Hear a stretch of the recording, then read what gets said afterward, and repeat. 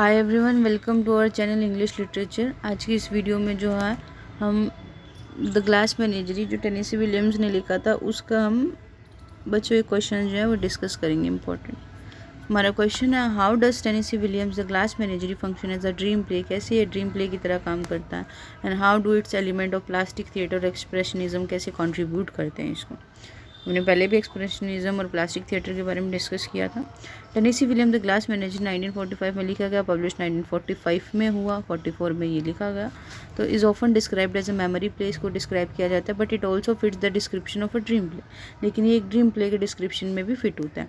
A dream play is a kind of theatre where events do not follow strict realism और chronological order but unfold like dreams, emotional, symbolic and subjective. Dream play क्या होता है? ये एक theatre का एक तरह का थिएटर होता है जहाँ पे इवेंट जो है वो एक तो रियलिटी के साथ नहीं आते, दूसरा एक प्रॉपर क्रोनोलॉजिकल ऑर्डर में नहीं आते। ऐसा नहीं है कि इसके बाद ये सीन होगा, इसके बाद ये सीन होगा, इसके बाद ये सीन होगा, जैसे एक प्रॉपर लिखा होता है ना किसी सीन में कि इसके बाद ये होगा। तो ये जबकि कैसे खुलते हैं, एक सपनों की तरह खुलते हैं, इमोशनली होते हैं, सिम्बॉलिक होते हैं। William himself in the production notes क्या लिखते हैं? The play is a memory, कि प्ले जो है एक मेमोरी की तरह, बीइंग अ मेमोरी प्ले होने की वजह से ये एक लाइटली डिम है, डिमली लाइटेड है, एंड इट सेंटिमेंटल, सेंटिमेंट्स के साथ भरा हुआ है। इट्स नॉट रियलिस्टिक, ये रियल नहीं है। This sets the tone for a dream like world shaped by feeling rather than the facts. और ये क्या कह रहा है कि एक सपनों जैसी दुनिया में ये प्ले एक्ट करता है, ना कि कोई फैक्ट्स वगैरह इसमें है। ठीक है। To create this dream play atmosphere William uses 3 main theatrical method उसने यूज़ करें। एक तो द मेमोरी प्ले स्ट्रक्चर, फिर प्लास्टिक थिएटर को यूज़ किया और एक्सप्रेशनिज्म को यूज़ किया। ठीक है। These tool help the audience experience the inner emotional world of the characters, specially Tom, Laura and Amanda Wingfield. ये क्या कह रहा है कि ये टूल हेल्प करते हैं हमें कि कैरेक्टर्स के मन के अंदर में क्या चल रहा है, कैरेक्टर के अंदर क्या चल रहा है, जैसे कि अमांडा होगा, लॉरा होगा, टॉम होगा, उनके बारे में। The use of these elements turn a simple family drama को पोइटिक में चेंज कर देता है। ये सब चीज़ें सिंबॉलिक बनाता है, symbolic portrayal of human dreams, कि ह्यूमन ड्रीम्स में एक उसका सिंबॉलिक पोर्ट्रेल दिखाता है और उनकी डिसअपॉइंटमेंट्स दिखाता है और इल्यूजन्स के बारे में हमें ये दिखाता है। मेमोरी प्ले क्या, the foundation of the dream structure की फाउंडेशन कैसे है ये। अ memory play is a drama told from the point of view of a character remembering the past. एक मेमोरी ड्रामा हमेशा एक कैरेक्टर जो है वो अपने पास्ट के बारे में बात करके बताता है। Because it is a memory, क्योंकि ये मेमोरी होती है। Events are showed not exactly as they happened, events उस अकॉर्डिंग नहीं होते जैसे एक्चुअल में रियलिटी में वो हुए थे, but as they remember, but जैसे जैसे उनको याद आता है। जैसे कोई चीज़ एक्चुअल में हुई, जब हम उसको सोच के बताने की कोशिश करते हैं तो हम बहुत सी चीज़ें स्किप कर देते हैं बीच में, और अगर वही चीज़ एग्जैक्ट क्रोनोलॉजिकल ऑर्डर में हो तो वो हमारी मजबूरी है, जैसे लिखी हुई है उसको वैसे का वैसे बताना। तो ये क्या करें, ब्लड बाय टाइम, टाइम के साथ वो धुंधली हो जाती है, इमोशन और रिग्रेट, इन चीज़ों से वो धुंधली हो जाती है।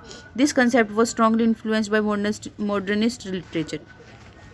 और ये जो कंसेप्ट था ये इनके द्वारा ज़्यादा इन्फ्लुएंस करा गया, including the works of Proust and also by Freud's theory that memory shape by subconscious. और ये क्या बता रहा है कि मेमोरी हमारी सबकॉन्शियस माइंड की वजह से शेप होती है। तो मतलब जैसे जैसे हमें याद आता है, उस कैरेक्टर को, नरेटर को याद आता है, वो उस अकॉर्डिंग आपकी याद करके कि ये हुआ था। जैसे हमें हमसे कोई 3-4 साल पुराना कुछ पूछ ले तो हम मोटा मोटा एक, वो भी हमें कोई ये बोले ना हाँ ये बात थी, तब हम मोटा मोटा ऐसे बता सकते हैं कि हाँ हाँ ऐसा कुछ हुआ था। बट क्या हमें एग्जैक्ट इवेंट्स जो सामने वाले ने बोला वो याद है या जो हमने बोला वो याद है? नहीं, वो सब हमें याद नहीं होता। तो इसी तरह से इन ग्लास मैनेजरी में भी Tom Wingfield is both a character in the play, और इसका नरेटर भी है, उसको बताता भी है और उसका कैरेक्टर भी है। He opens the play by saying I give you truth in the pleasant disguise of evolution. और ये शुरू ही कैसे करता है कि मैंने तुम्हें सच्चाई बताई है इल्यूजन के उसमें, इल्यूजन में छुपा के। This signals that audience is not seeing an objective reality को नहीं देख रहे बट टॉम्स इमोशनल वर्जन देख रहे हैं। ये एक रियलिटी को नहीं देख रहे बट कि टॉम का वर्जन देख रहे हैं पास्ट इवेंट्स का। और फिर वो अपने तरीके से, जैसे मान लो कोई एक लड़ाई होगी, उसमें मैं मेरे, हमेशा क्या होता है इंसान का ह्यूमन नेचर होता है, अगर मैं किसी से लड़ी हूँ तो मैं ये बताऊँगी उस सामने वाले पर्सन की ही गलतियाँ बताऊँगी, मैं कभी मेरी नहीं बताऊँगी कि मैंने क्या बोला या उसने क्या बोला, मैंने क्या बोला उसको जिस वजह से उसने कुछ मुझे कुछ बोला। बस मैं एक साइडेड स्टोरी बताते हैं हम। तो यही होता है, जितना हमें मोटा मोटा याद होता है वैसे ही मेमोरी प्ले में होता है कि जो पास्ट इवेंट्स को वो बता रखा है। He remembers his sister Laura is fragile, वो अपनी लॉरा बहन को, जो उसकी बहन है लॉरा, उसको एक फ्रेजाइल नाजुक की तरह देखता है। इसकी मदर अमेंडा को एक ओवर बियरिंग, वो बहुत ज़्यादा लड़ाई करने की कोशिश करती है, ऐसा देखता है। एंड डिसइल्यूजन्ड देखता है कि वो भ्रमित है। एंड हिमसेल्फ है someone torn between the duty and desire for freedom, और वो खुद को ऐसे देखता है कि जो फंसा हुआ है, जिसकी उसकी भागने की तो इच्छा है लेकिन उसकी मजबूरियाँ, ड्यूटी है अपनी बहन के प्रति, अपनी माँ के प्रति, तो उनको उन चीज़ों को देख रहा है। The time line of the play is non linear है, मच लाइक ड्रीम, सपनों की तरह। Tom moves in and out of the scene, Tom कभी सीन में आता है फिर वापस चला जाता है, सम टाइम डायरेक्टली आता है, अदरवाइज बाहर से वो खड़ा खड़ा उसको ऑब्जर्व कर रहा है। For instance he recalls Laura's encounter with Jim and Amanda's obsession with her past, not in a strict sequence but based on emotional importance.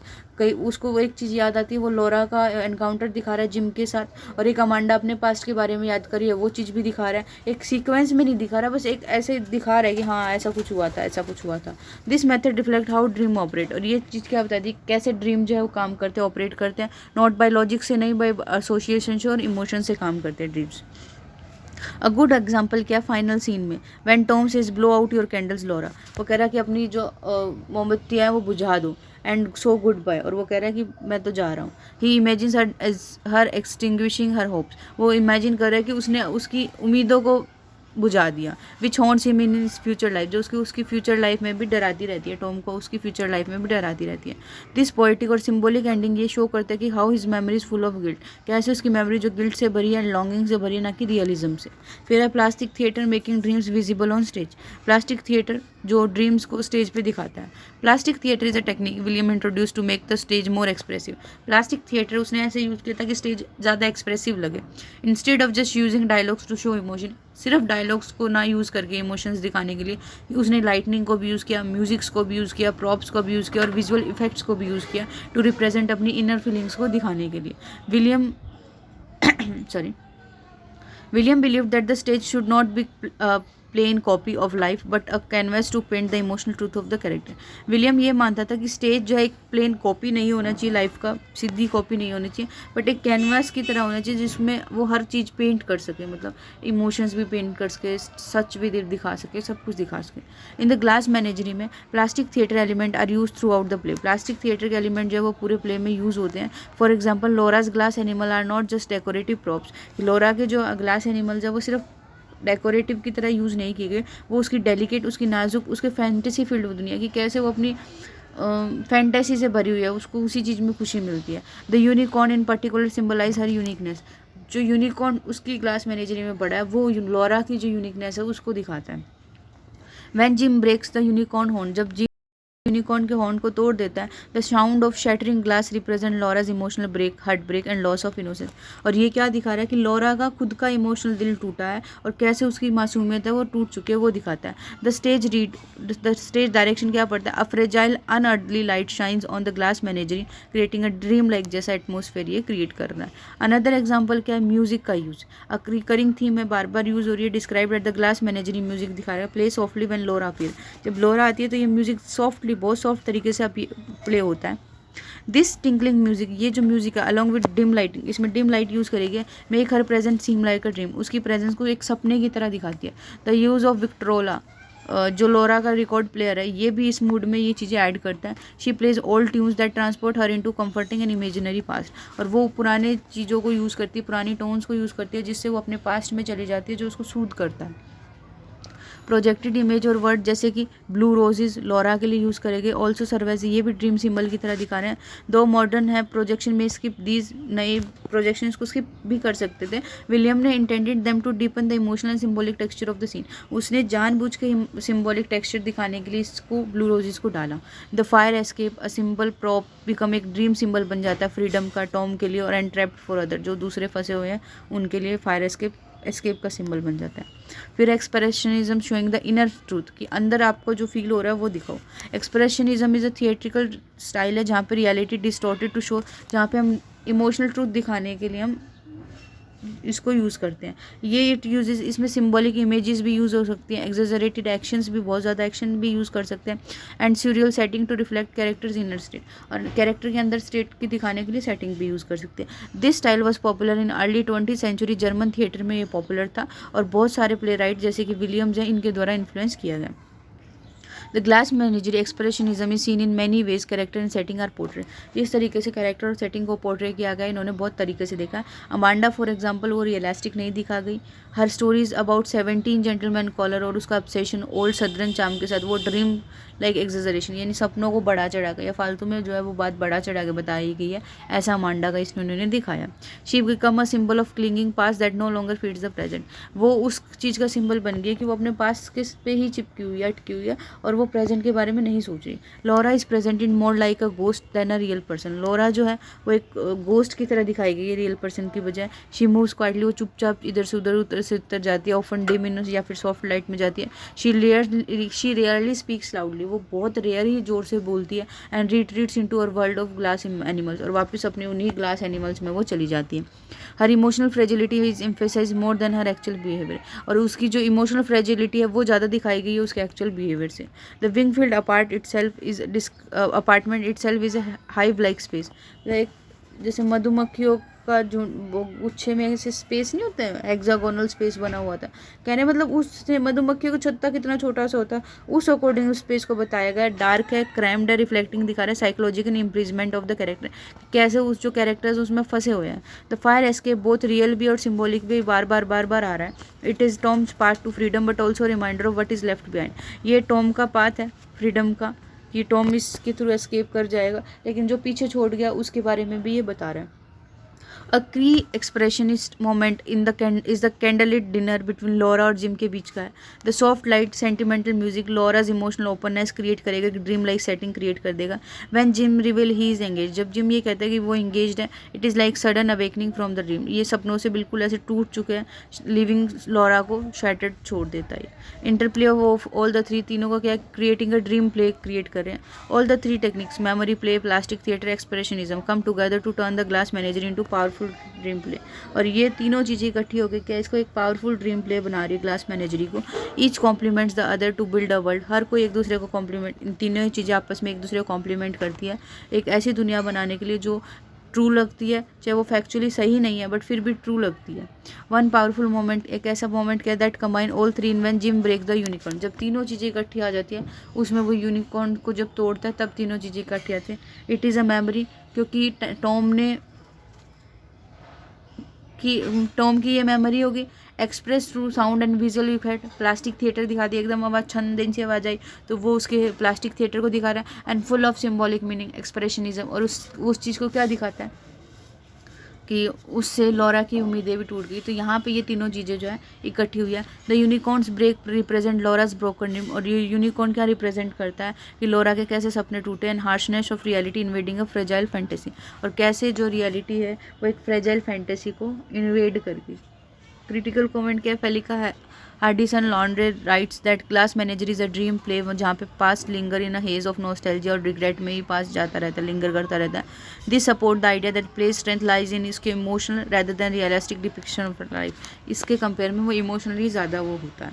Harold Clurman the famous theatre critic praised Williams method as emotionally honest बताया, saying the play speaks from the heart rather than head, कि ये जो play है वो heart से ज़्यादा निकलता है दिमाग की बजाय।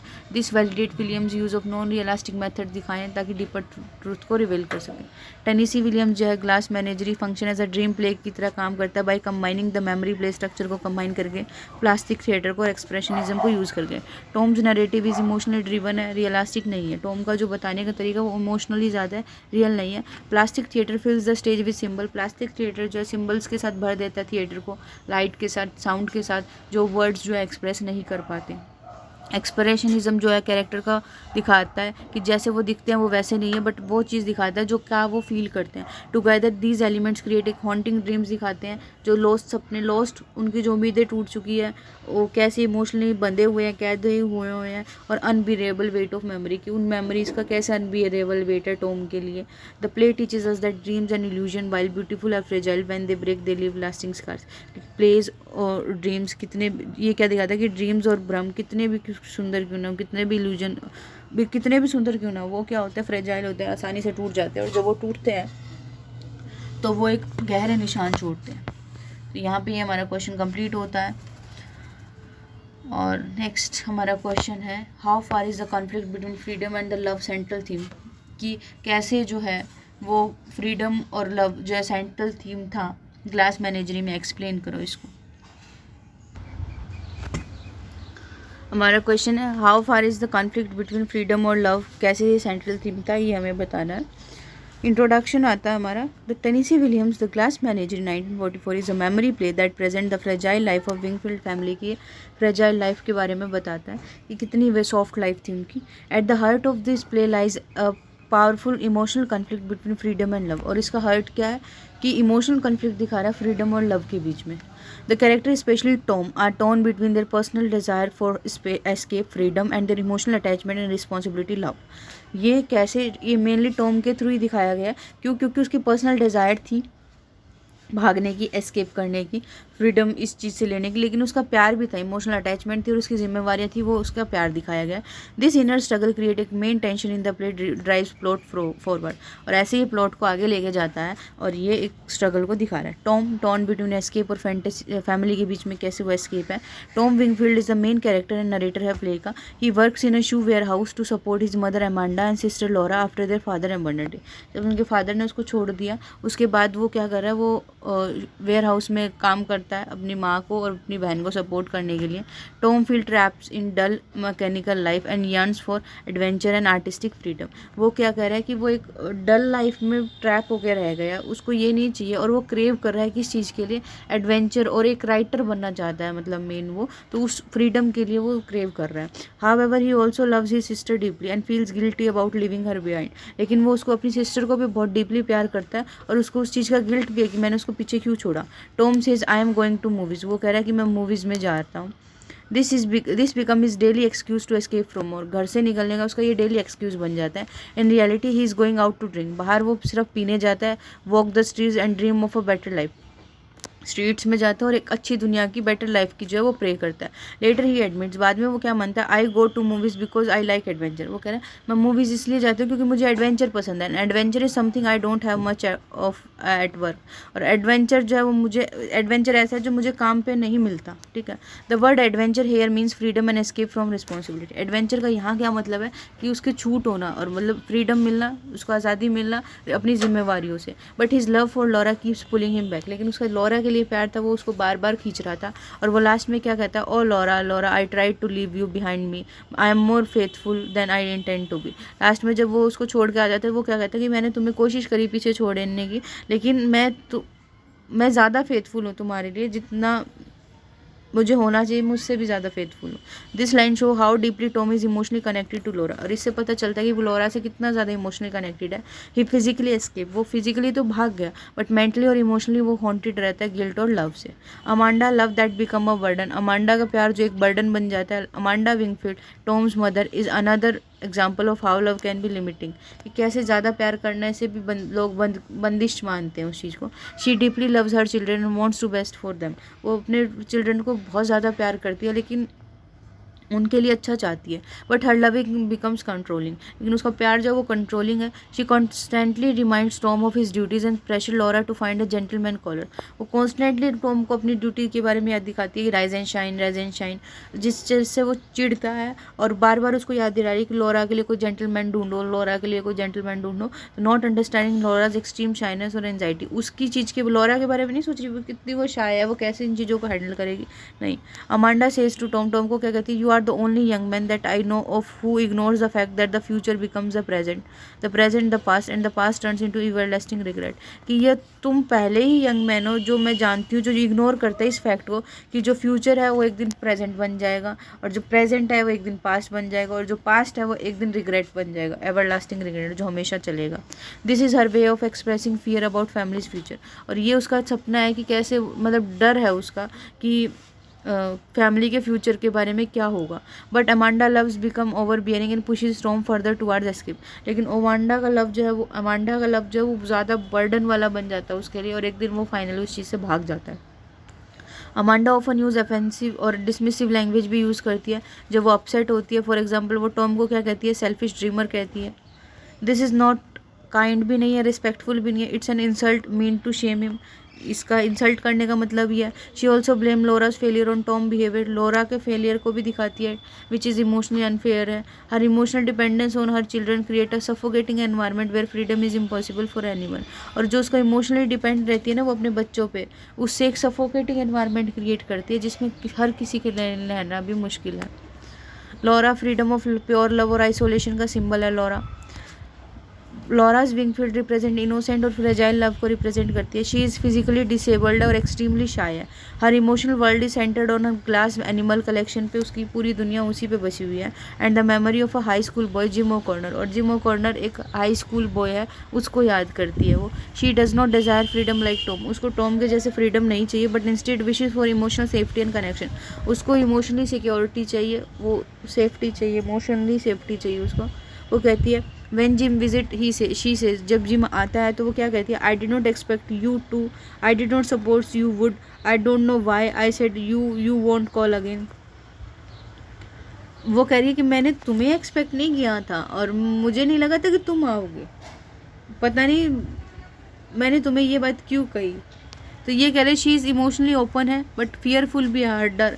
वो जिम के आगे इमोशनली ओपन तो होगी लेकिन उसको डर है कि वो हर्ट ना हो जाए उस चीज़ से। वैन जिम किसीज हर, जब जिम उसको किस करता है एंड देन टेल्स हर, उसको बताता है कि ही इज़ एंगेज, वो एंगेज है। लोराज लिटिल वर्ल्ड ब्रेक, लोरा की जो छोटी दुनिया होती है वो टूट जाती है। Just like glass unicorn that Jim accidentally break, just like जैसे वो ग्लास यूनिकॉर्न टूट जाता है जब एक्सीडेंटली उसको ब्रेक कर देता है गलती से। The broken unicorn symbolise her shattered dream, और ब्रोकन जो यूनिकॉर्न है वो क्या दिखाता है कि उसके सपने कैसे टूट गए। हर लव इज जेंटल है, पैसिव है, and when it is hurt she does not resist, she simply retreats deeper into herself. वो खुद में ही झांकने की कोशिश करती है जब उसको एक प्यार मिलने का तरीका था लेकिन अब वो ख़त्म हो गया। फिर है freedom versus love, the central conflict क्या है। The central theme of the play is painful tension between the desire for freedom and the demands of love, कि उसकी डिज़ायर फ्रीडम के लिए कितनी डिज़ायर है और प्यार क्या मांगता है। Tom dreams of sailing away, Tom ने सोचा कि मैं यहाँ से भाग जाऊँगा, एंड राइटिंग पोइट्री, और पोइट्री लिखूंगा लाइक हिज एब्सेंट फादर, अपने फादर की तरह। But he also knows that leaving would hurt his mother, destroy his sister fragile world. लेकिन उसको ये भी पता था कि अगर वो यहाँ से चला गया तो ये चीज़ उसकी माँ को हर्ट करेगी और उसकी सिस्टर की दुनिया जो है वो टूट जाएगी। The fire escape in the play ये सिंबॉलिक है, it represent Tom desire to escape and leaving the burning tension behind. और ये क्या दिखा रहा है कि टॉम तो इस चीज़ से निकल जाएगा लेकिन पीछे एक बर्निंग टेंशन, इमोशनल टेंशन छोड़ देगा। But it also show that escape is never simple, ये चीज़ भी दिखाता है कि एस्केप कभी सिंपल नहीं होता।